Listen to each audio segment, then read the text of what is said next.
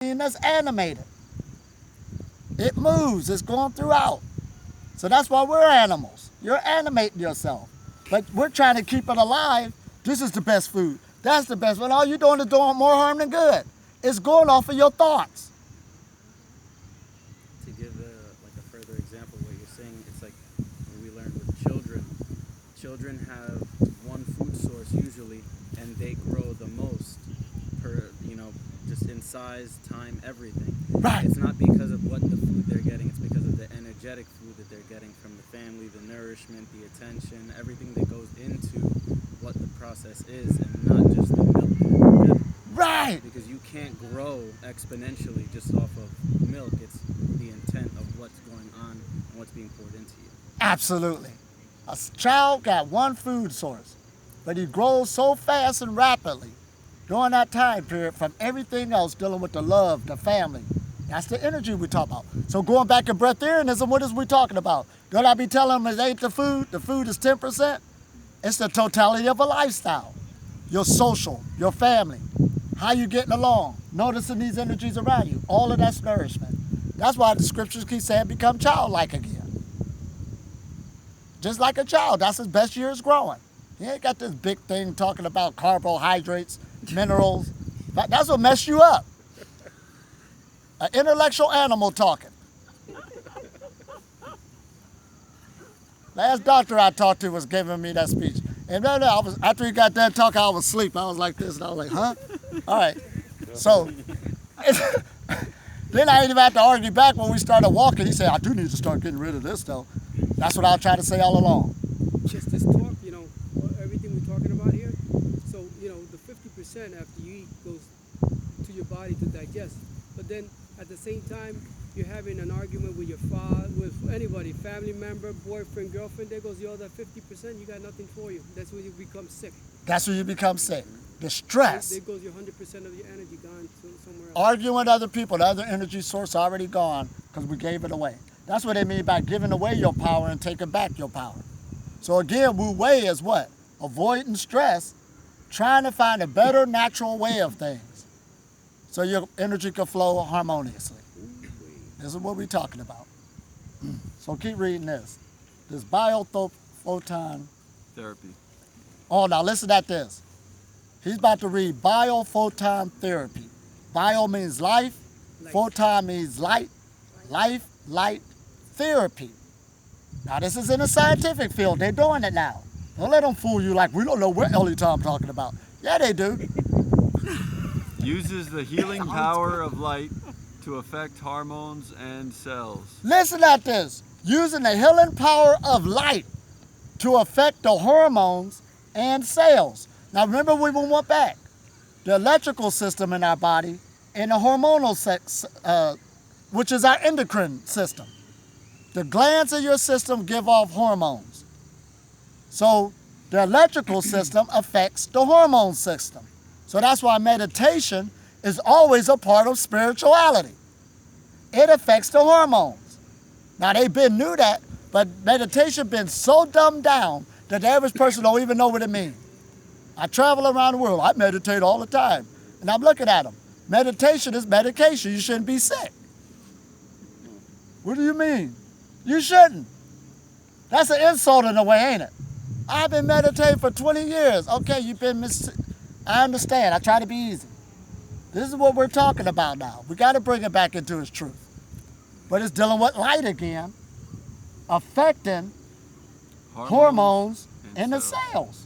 That's what it's all about. Now keep reading. Light photons are absorbed by the skin. Light photons are absorbed by the skin. We're doing it right now. Now, did we need to go to a biophoton clinic? No, we didn't. We're doing it right now. Go ahead. Multiply in the body and quickly disperse throughout. It multiplies in the body. See, when it touches your skin, it multiplies in the body and disperses throughout. That's what the light does. Ain't that what they said? Yes. Here we go now.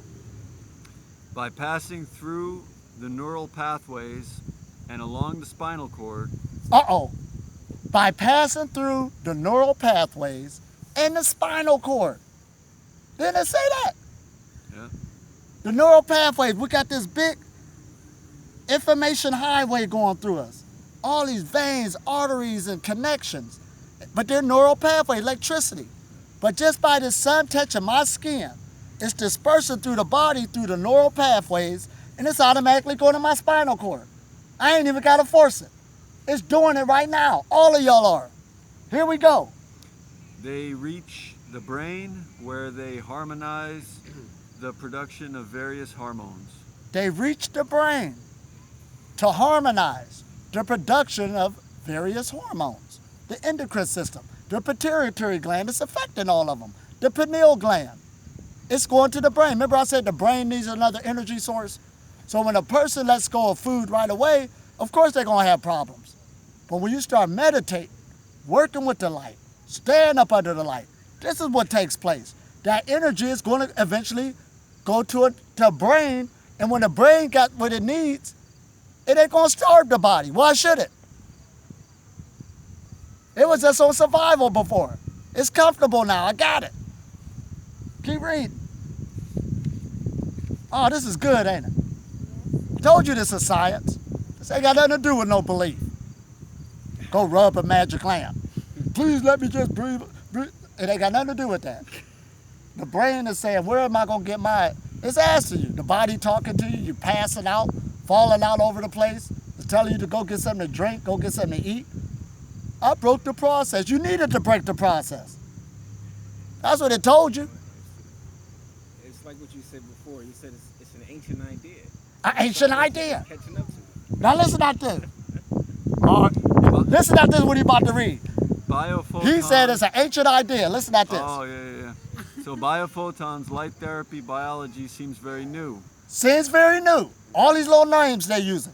But this science can be traced back to ancient Egypt. This science could be traced back to ancient Egypt. That sun going through nut. Wasn't the sun going through nut? Yeah. The body and coming out. Here we go.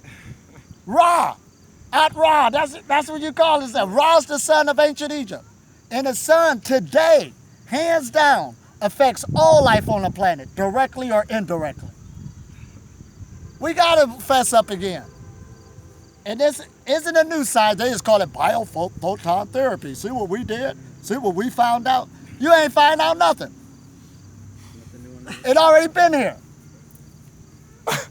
So keep reading this part. So it's an ancient idea that could be traced back to Egypt. Now listen to what they found out. In 1970, Fritz Albert Popp confirmed the existence of biophotons. Now 1970, that's what they found out. This dude, Alfred, or Fritz Alfred or whatever, Popp, confirmed the existence of biophotons. Okay, he had to confirm it. And that's what humanity's talking about now when we talk about breatharianism. Well, we need to confirm. Somebody got to tell us. It's already confirmed. Work on yourself. This is what we're telling you. It won't be in McDonald's best interest to spend $1 billion to show you how to go to the sun. They can't make no money off of going on off the sun. McDonald's is not going to tell you this. We got to be clear. So you want to put it into a physical kind of thing? Yeah. So here we go. You need adrenaline. Sometimes you pass out. The EMTs give you adrenaline. Right. You got adrenal glands. They cause the adrenaline through your body. When you get adrenaline, it goes into your legs or to your body to run, either fight or flight. Right. So you lose it from your organs. This is not a good thing. So your adrenaline sits on top of the kidneys. The kidneys are the eliminated system of it connects to the lymphatic system. Right. So anytime you fear, it squeezes, you can't get anything out. And everybody knows that. Every time they're tense, let's say something happened over there, you're tense, you got to go to the bathroom, all of a sudden the bathroom-ish sensation went away. Right. So it tightens up. So the adrenal glands control the autonomic nervous system behind the head. Here we go. To bring back, and they create all the hormones as well. Everybody's drinking coffee, stimulants. So the adrenal glands create stimulants and create steroids. They said, oh, you're doing it already. I don't need to. You're doing it already. Here we go. That's why when people are real low to react to something, the adrenal glands are low.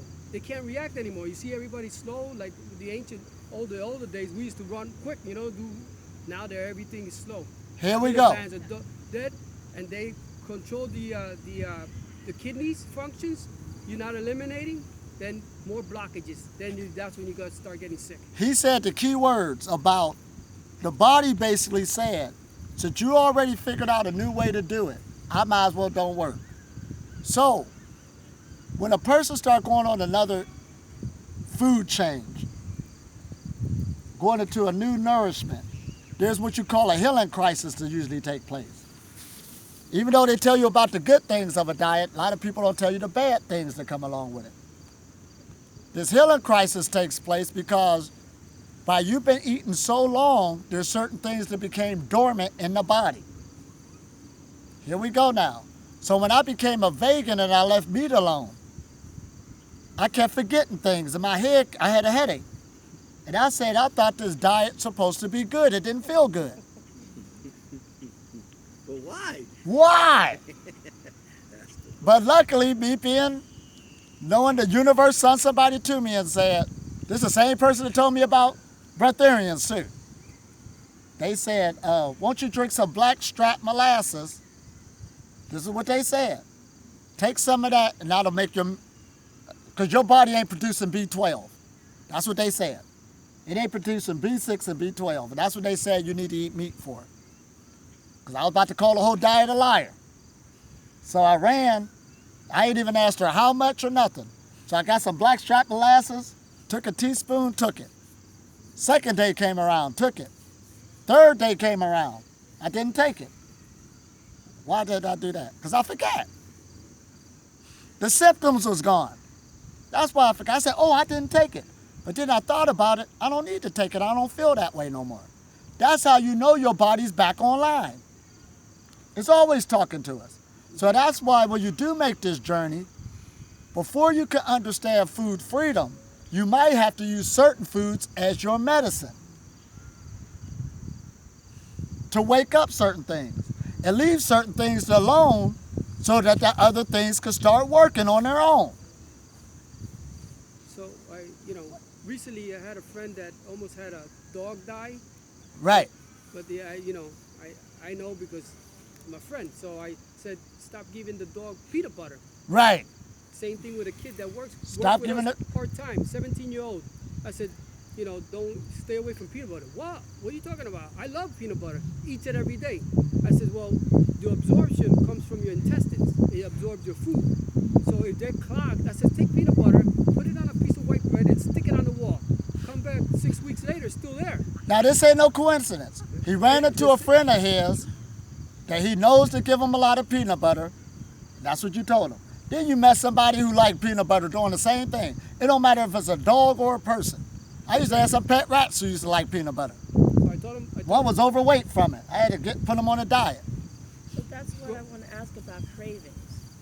Until our body gets used to what we don't need anymore, how to combat some of those cravings. Now, first of all, the cravings. I like how she said that.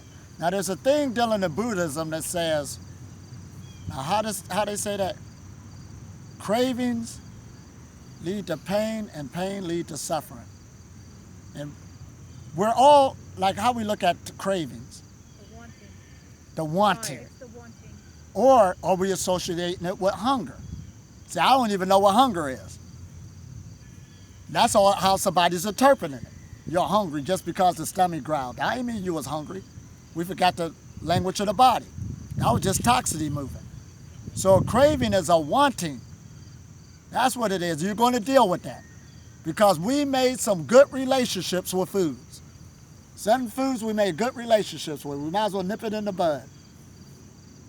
And it's sort of like you in that relationship, a physical one. Let's bring it down to earth. You know it's bad for you, but you need to say that last goodbye. It felt good. Bye-bye. Sayonara. Right. There is something about craving. If you give yourself another goodie, just like, for example, interest or curiosity. Another interest. Yeah. So if I want to see what my human potential is, that creates interest in me. And Absolutely. if I have the craving, it's kind of giving me the boring, same old thing. And I'm losing my interest. and it's like a heroin addict. I need to have something better in order to let that go. So, like for me, the stimulation and interest is extremely important. Then I'm animated. My I'm glad animal she is answered this. animated to see where I can go. Right. And I messed up that phrase. I started on craving. Desire leads to craving. Craving leads to pain and suffering. Listen at this. You got that pie in your mind. I'm going to go eat that pie. Now you got the pie. You take the first bite. That's the desire. I want a pie. That particular pie. The only reason why you want it, because by you to know that you want that one, you messed with it before. You wouldn't even know what it tastes like if you would have never opened up that door, but that's besides the point. So you get it. Once you take that first bite, the desire goes down. The second bite, the desire goes down even more. It's fulfilled. But our brain did let go of hormones, just like a drug. Dopamine, oxytocin. And you're looking for that same initial high. So what we do, another bite, even though it ain't got nothing to do with the desire, it's already felt. But you're looking for that release of oxytocins in your brain, dopamine. Then you go get another one. It don't bring it back. So that's why it's the desire, that's fulfilled. But now you're in the craving stages. Let me go get some more. And that ain't got nothing to do with your desire no more. You don't need it. Then it leads to pain. Why I feel this way. Then you start suffering. So now we got to start on this knowledge. This is what we're talking about. Start paying a lot more closer attention to your desires. Start paying. You know how you're going to feel after it's over. See, that's where it actually moved me along. I know what an avocado tastes like. I outgrew it like a kid playing with a toy. Now I don't like the way it makes me feel. I came too far to feel like that. That's a lower energy now. That's what gets you off of it. Is that making sense? So you start weighing the two different feelings. It's a feeling state. But if you try to convince yourself mentally, that's not enough. That's why she said something about going into something else, a new stimulus.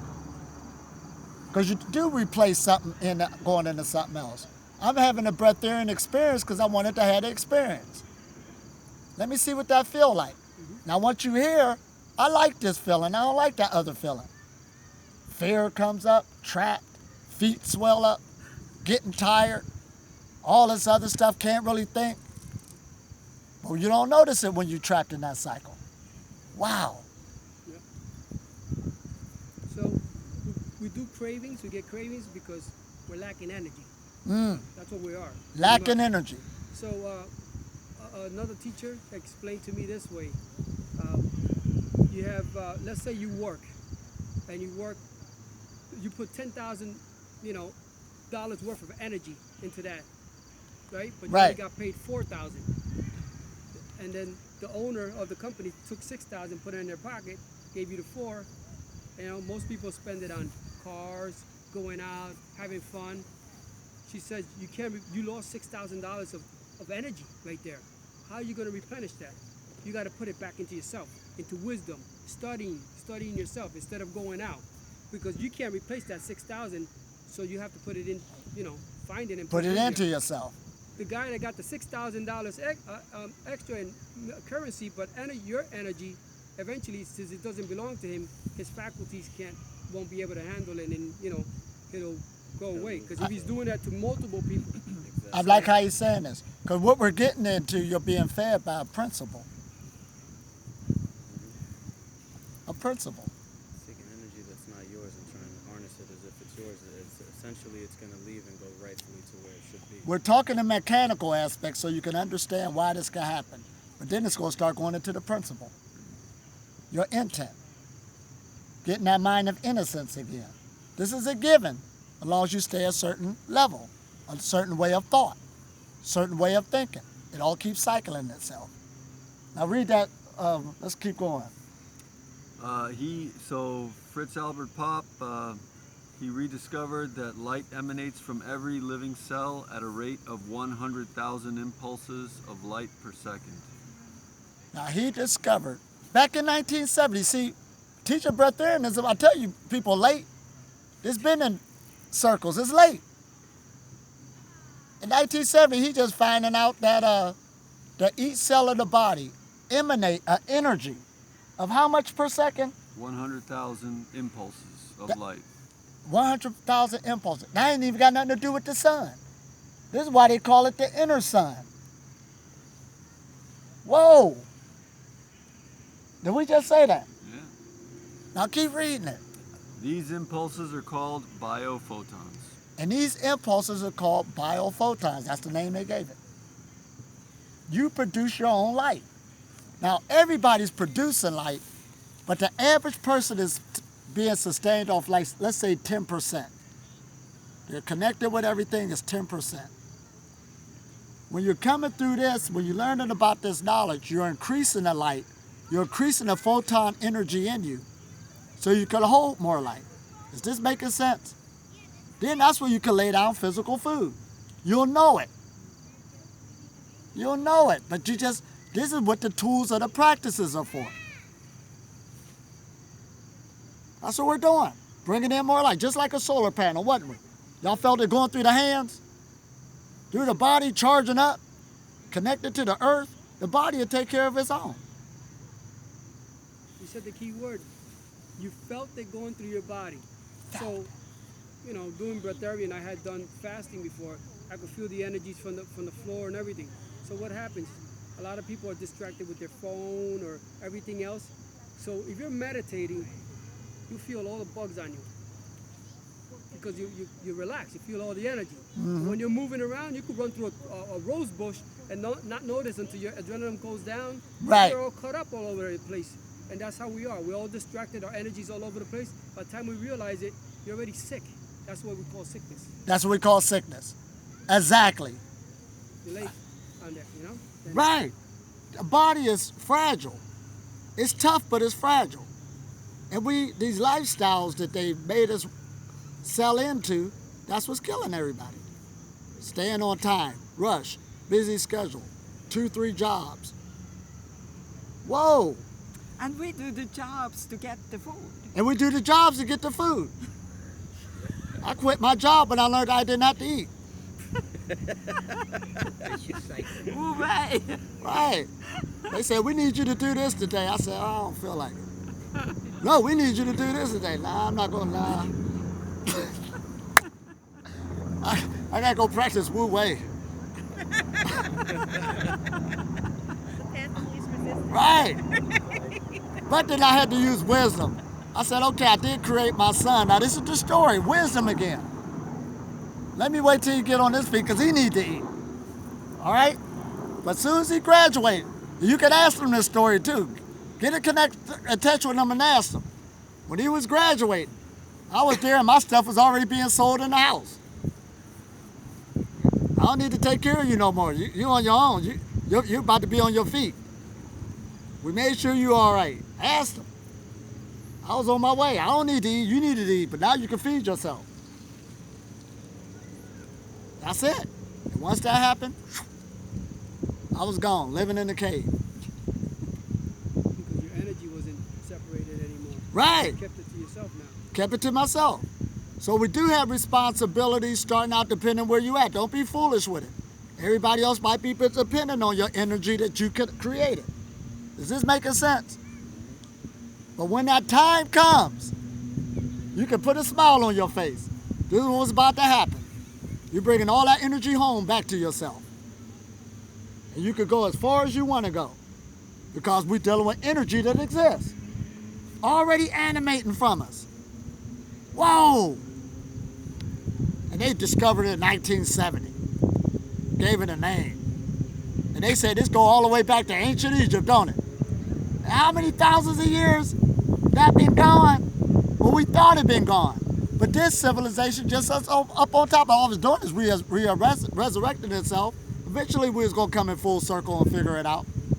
It wasn't going to be long. Went to sleep and we waking back up. Egypt back on the scene. Here we go. And the cell is immortal because they had a test with a heart, chicken heart. Right. And And it's on that book called Colon Health.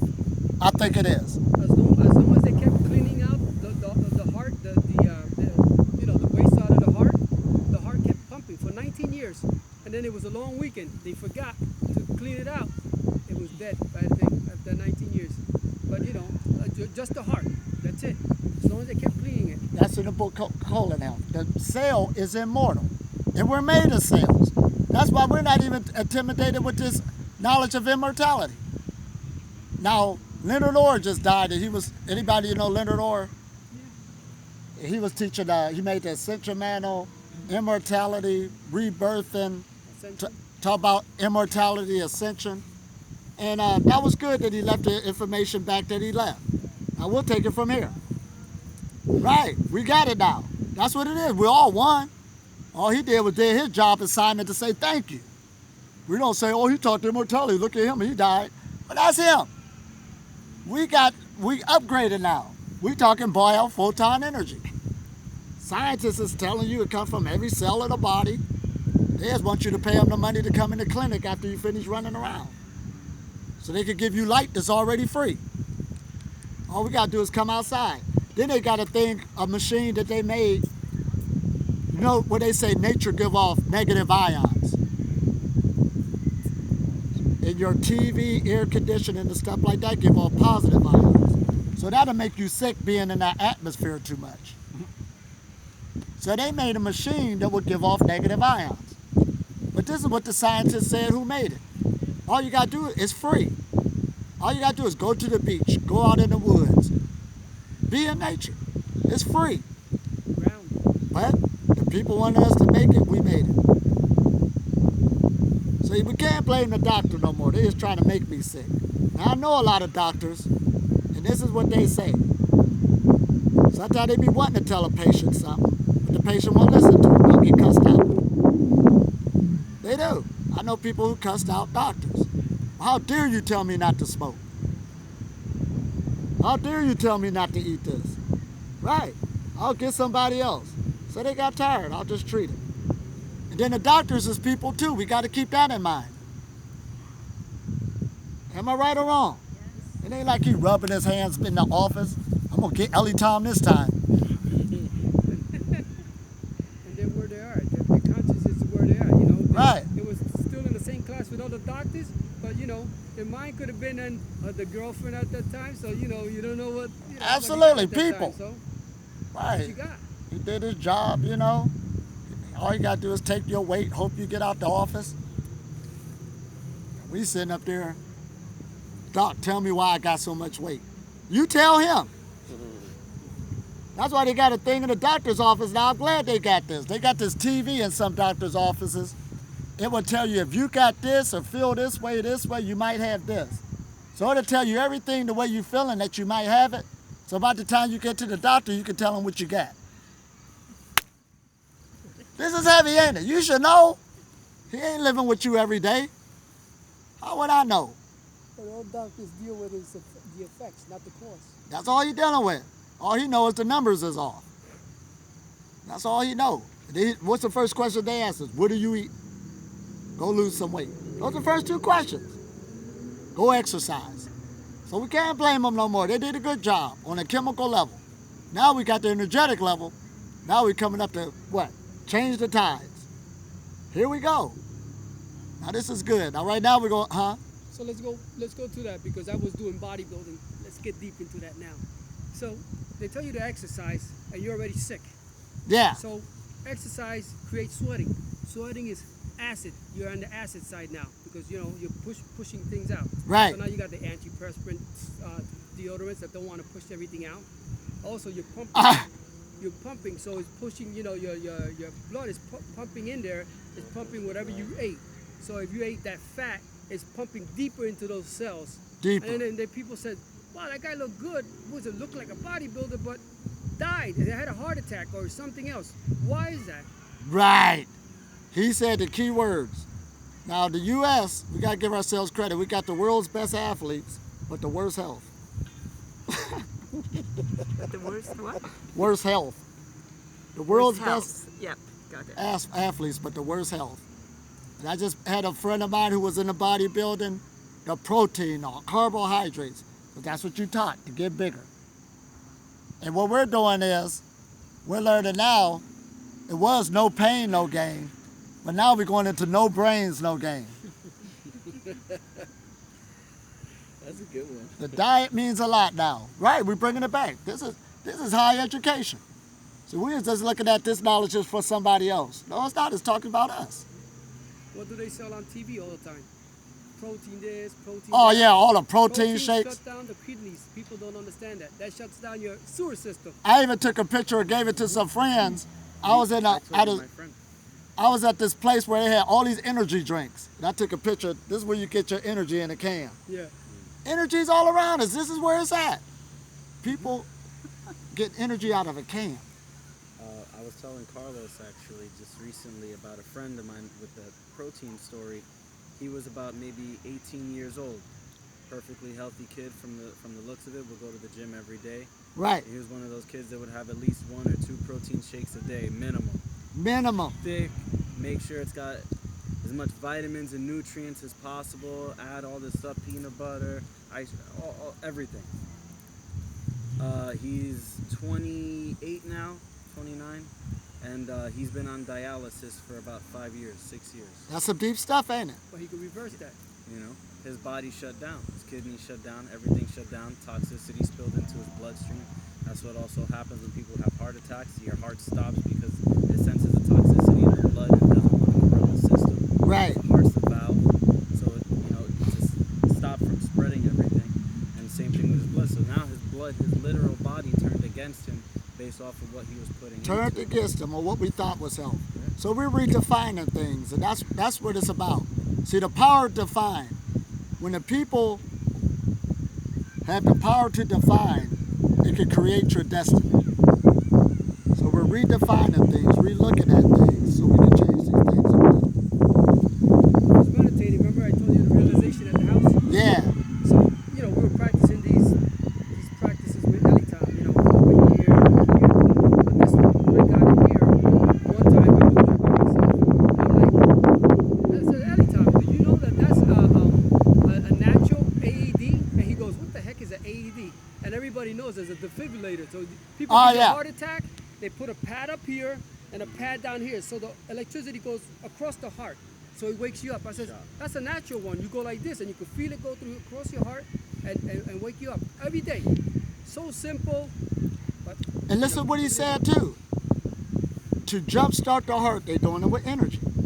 We're energy beings, period. If somebody tell you otherwise, that's where the deception is at. EKG is like, what does it mean? The nurses in the house. What's an EKG? Electro, There we go. kinetic, yeah, graph. That's what we're working on.